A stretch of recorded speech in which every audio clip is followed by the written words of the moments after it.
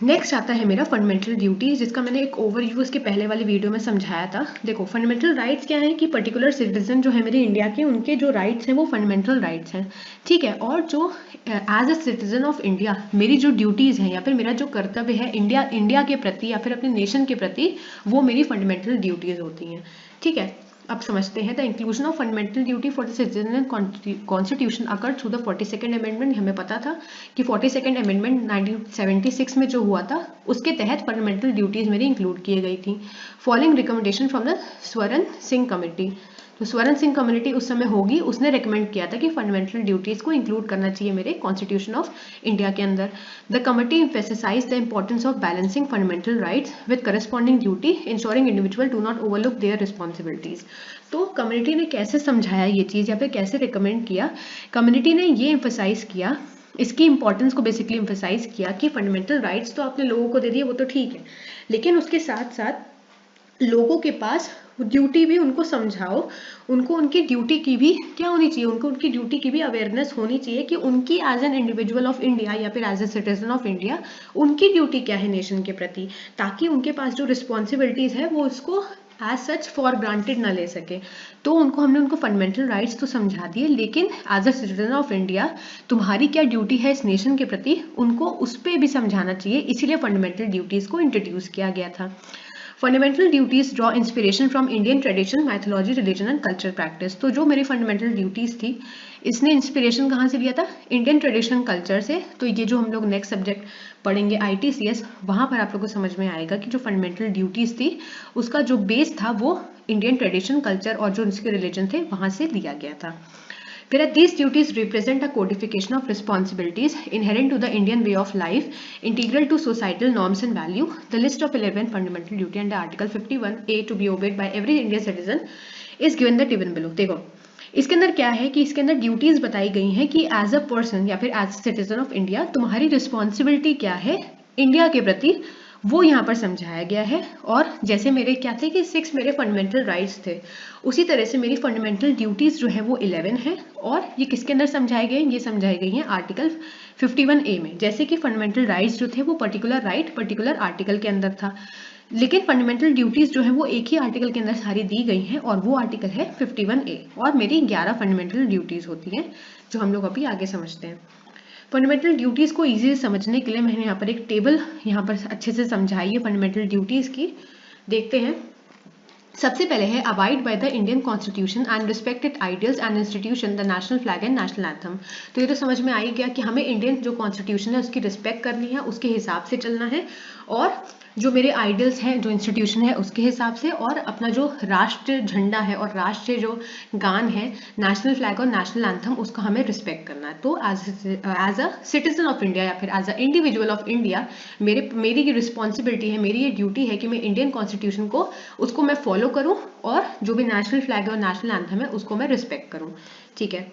दूसरा है cherish and follow the noble ideas that inspire the national struggle for freedom.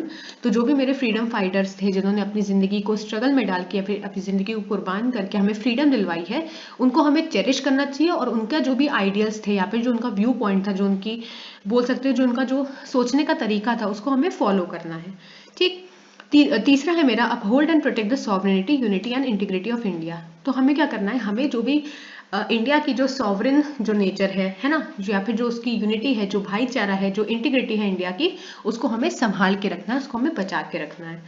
फिर है चौथा है defend the country and render national service when called.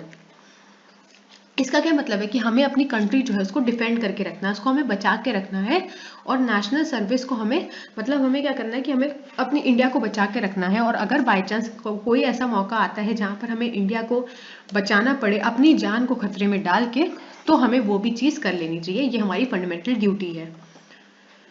Upon do so, वो उसी के आगे कंटिन्यूएशन में है। फिर है promote harmony and the spirit of common brotherhood among all the people of India, transcending religion, linguistic and regional or sectional diversity, and to renounce practices derogatory to dignity of women. इसका मतलब क्या है कि हमें harmony जो है, जैसे constitution of India का भी जो ऑब्जेक्टिव है वो क्या था कि हार्मनी को प्रमोट करना, तो फंडामेंटल ड्यूटी मेरी भी है कि मुझे हार्मनी को प्रमोट करना है और भाईचारे को मुझे बढ़ाना है। और ये जो भाईचारा है ये किसी भी बेसिस पे डिस्क्रिमिनेशन नहीं होना चाहिए, किसी के रिलीजन के बेसिस पे हम उसको डिफ्रेंशिएट कर रहे हैं या फिर किसी की लैंग्वेज के बेसिस पे, और हमें वुमेन की डिग्निटी को भी बना के रखना है। फिर है value and preserve the rich heritage of country composite culture. जो मेरी कंट्री है, जो मेरी इंडिया है, उसका जो हेरिटेज है या फिर उसका जो कल्चर है, उसको हमें क्या करना है, उसको हमें प्रिजर्व करके रखना है, उसको हमें बचा के रखना है। फिर है 7th है protect and improve the natural environment including forest, lakes, rivers and wild life and to have compassion for living creature. तो ये तो बहुत ऑब्वियस सी बात है कि जो जितने भी नेचुरल एनवायरनमेंट है मेरे, जैसे कि पेड़ हो गए, जो नदियां हैं, उनको हमें क्या करना है, उनको हमें प्रोटेक्ट करना है, उनको हमें इम्प्रूव करना है ताकि वहाँ पर किसी भी तरह का पॉल्यूशन ना क्रिएट हो सके। बेसिकली हमें अपने आसपास की जितनी भी नेचर से रिलेटेड चीज़ें हैं उनको हमें प्रोटेक्ट करके रखना है। फिर develop scientific temper, humanism and the spirit of inquiry and reform. तो हमें साइंटिफिक टेम्पर, ह्यूमैनिज्म को डेवलप करके रखना है। 9th है मेरा safeguard public property and to abjure violence. तो जो पब्लिक प्रॉपर्टी है, जैसे कि एक होती है आपकी खुद की प्रॉपर्टी, तो वो प्राइवेट प्रॉपर्टी होती है। पब्लिक प्रॉपर्टी होती है ऐसी प्रॉपर्टी जो पूरी पब्लिक की है, उस पर किसी का हक नहीं है, तो हमें वो पब्लिक प्रॉपर्टी को सेफ गार्ड करके रखना है और वहां पर कोई हक ना जमा ले अपना या फिर कोई उस पर कब्जा न कर ले, वो भी हमें रोकना है। 10th है मेरा strive towards excellence in all the spheres of individual and collective activities so that nation constantly rises to a higher level of endeavour and achievement. तो ये चीज़ तो है ही, तो चीज़ हमें पता ही है कि हमें अपनी एक्सीलेंस की तरफ हमें बढ़ते चले जाना है ताकि हमारी जो एक्सीलेंस है हम एक अच्छा कॉन्ट्रीब्यूशन अपना कर सके अपनी इंडिया को ग्रो करने के लिए। फिर है लास्ट है मेरा provide opportunity for education to his child or ward between the age of 6 and 14 years. This duty was added by the 86th Constitutional Amendment Act 2002.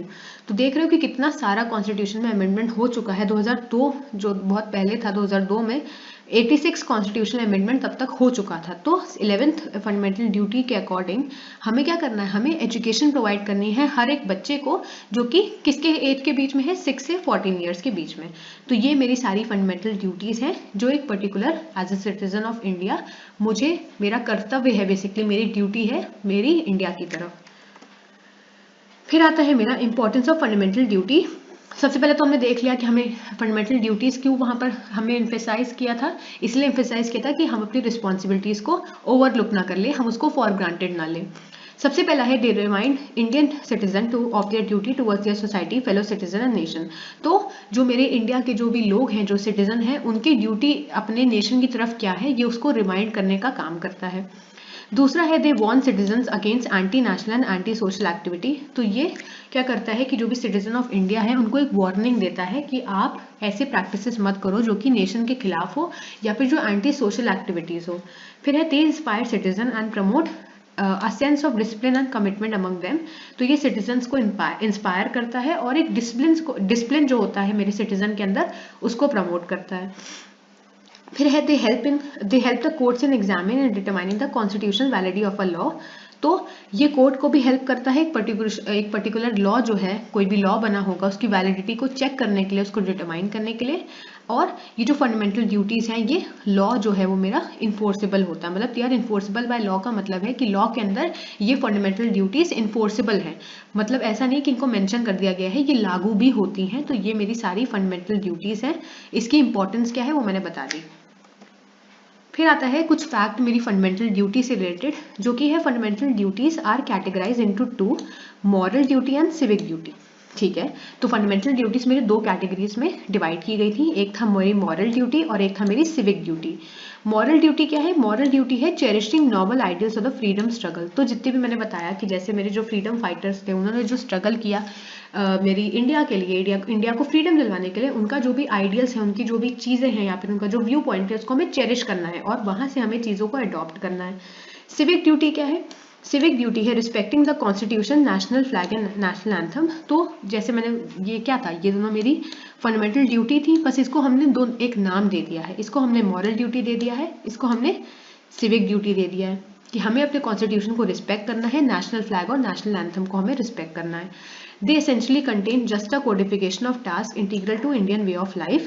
The fundamental duties are confined to Indian citizen only. And do not extend to foreigner unlike few fundamental rights. तो जो fundamental duties हैं ये सिर्फ confined है या फिर ये सिर्फ इंडियन सिटीजन के लिए ही है, ये एक्सटेंड या फिर ये एक्सटेंड नहीं करती हैं किसको, फॉरनर्स को। मतलब फंडामेंटल ड्यूटीज सिर्फ इंडिया के ही नागरिकों के लिए है। और ये किससे अलग है, ये फंडामेंटल राइट्स से अलग है, क्योंकि कुछ फंडामेंटल राइट्स मेरे फॉरनर्स के भी होते हैं। ठीक, उसके बाद है they are also non justifiable similar to directive principle of the state policy. तो ये जस्टिफाइबल भी नहीं होते। जब हम directive principle of state policy पढ़ेंगे तब हम देखेंगे कि ये मेरे जस्टिफाइबल होते हैं। फिर है there is no legal sanction against their violation. तो ये ऑल्दो ये इन्फोर्सेबल है लॉ के अकॉर्डिंग, लेकिन यहाँ पर अगर इनका वॉयलेशन कर दिया गया, जैसे फंडामेंटल राइट्स को अगर तुमने वॉयलेट कर दिया है, उस केस में क्या हो रहा था, उस केस में आप जा सकते हो सुप्रीम कोर्ट के पास और आप बोल सकते हो कि मेरा ये पर्टिकुलर जो राइट है ये इंश्योर नहीं हो रहा है और आप इसके खिलाफ एक्शन लो। तो उस केस में एक्शन होगा। लेकिन अगर मेरा जो फंडामेंटल ड्यूटी है वो यहाँ पर वायलेट कर दिया जाता है या फिर एक पर्टिकुलर जो सिटीजन है इसको फॉलो नहीं कर रहा है, वो अपना रिस्पॉन्सिबिलिटी पर्टिकुलर नेशन के तरफ नहीं मान रहा है, तो यहाँ पर किसी भी तरह का लीगल कस्टडी या फिर लीगल कोई केस नहीं बनेगा। ये डिफरेंस है मेरा फंडामेंटल राइट और फंडामेंटल ड्यूटी में। ठीक है, तो इस तरह से मेरा फंडामेंटल ड्यूटीज का कुछ फैक्ट था। इसकी इंपॉर्टेंस हमें समझ में आई गई कि एज ए सिटीजन हमें पता होना चाहिए कि हमारा कर्तव्य क्या है अपनी इंडिया के प्रति। और ये दो में डिवाइड था, मॉरल ड्यूटी, सिविक ड्यूटी, जो मैंने बता दिया। और ये चीज़ मोस्ट इंपॉर्टेंट है, इसको याद रखना कि अगर हमने फंडामेंटल ड्यूटी को वायलेट किया है तो उस केस में कोई भी लीगल सैंक्शन नहीं होगा, अनलाइक फंडामेंटल राइट।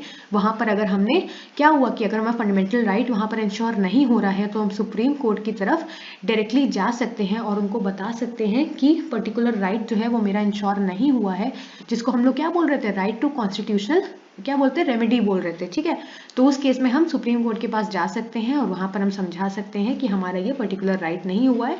तो वो क्या करेंगे कि वो राइट कुछ रिट के बेसिस पे हमें वहां पर न्याय मिल जाएगा। ठीक है, इसी तरह से मेरा फंडामेंटल राइट्स और फंडामेंटल ड्यूटीज का भी टॉपिक खत्म होता है। आई होप आप लोग को अच्छा लगा होगा। अगर अच्छा लगा है तो इस वीडियो को लाइक करें, शेयर करें, चैनल को सब्सक्राइब करें। Thank you.